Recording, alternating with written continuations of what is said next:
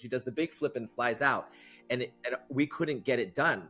So because the cape would get wrapped up and the dress itself would get hot. And so we were like, we're going to have to cut the dress. Cynthia comes out. I was like, stop, Jon. I've got this. I'm like, no, you don't understand. We've done this many times. It's going to get caught. She's like, let me just try it. The determination is correct. I was like, stop. I've got it, Jon. I've got it. Let me just try it. And we tried it, and she nailed it on the first time. And we were like, I just walked away. I just walked away.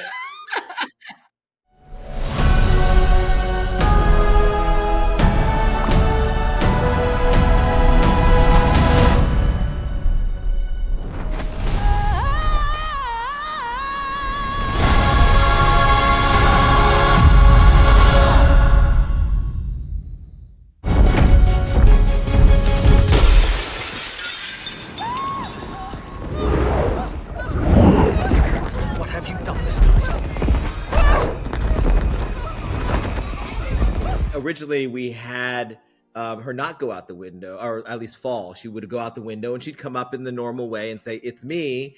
And she would start singing the next section.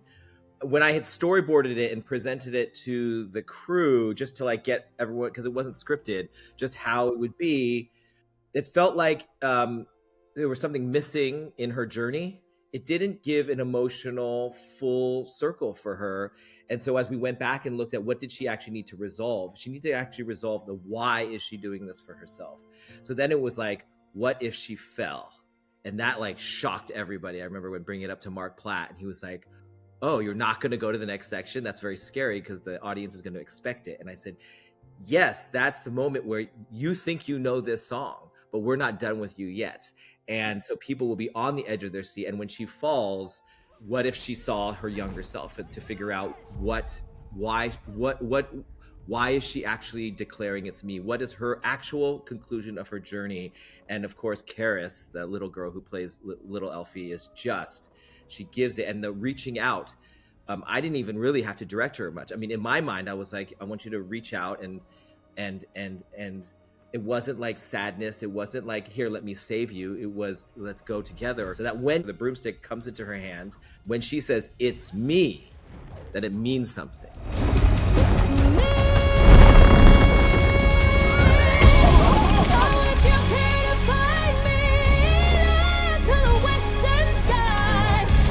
Someone told me lately, everyone deserves a chance to fly. Singing while corseted and harnessed is a very singular experience.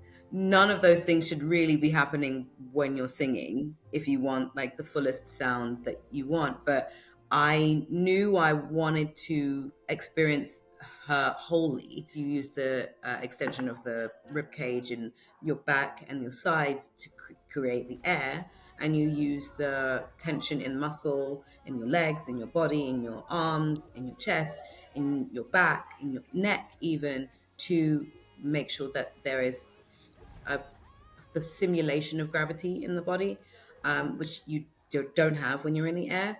And then you have to add on top the meaning of what you're saying, the meaning of what you're singing, and the intention. Kiss me good, I'm defying gravity, and you can't pull me down. When I'm learning a song, or when I do it for the first time, I'm pretty like Bible. So I'll just go, I'll give you the note that you gave to me. But Stephen Schwartz and Stephen Aramis were in the room with me when I was learning it, and we were starting to comp things for rehearsal purposes, and when I did it Bible, they were like, yes, but what's your version? So I was like, oh, okay, I guess I have a choice now. So I tried a couple of different things, and they didn't connect, and then this one just naturally happened. And I knew it was right when Jon heard it, because I got a call. So cool. He's like, that's not one. I thought I was going to hear maybe several versions, then we were going to talk about it, and then we go back in. I mean, by the time they had sent me one version, I was like, holy shit, there's a simplicity to about it, but it was so plugged into what we knew Elphaba's journey was going to be in this movie that it just felt so right, like it had been there all along. And I flipped out. And when we were shooting it that day, so we have the pre-records, right, for rehearsal, so we can do our timing.